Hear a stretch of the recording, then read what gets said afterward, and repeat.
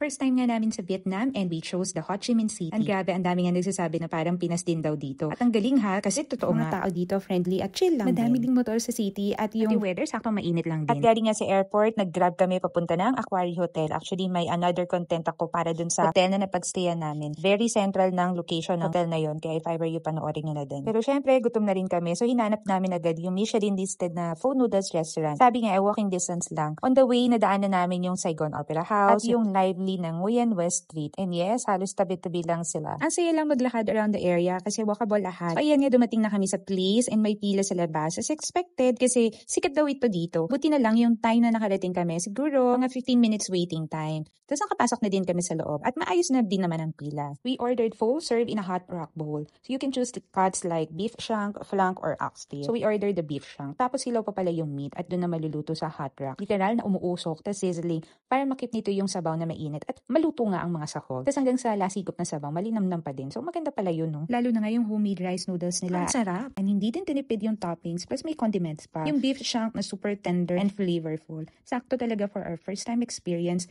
pang Michelin guide levels. So friends, this is really highly recommended if you are in Ho Chi Minh City. Sulit siya for 85,000 Vietnam dong. Roughly around 190 pesos. For this, we decided to try some sweets and we found this mochi shop sa Vincom Center. We tried mochi with ice cream at egg tart. Yum! So thank you for watching. Follow us for more.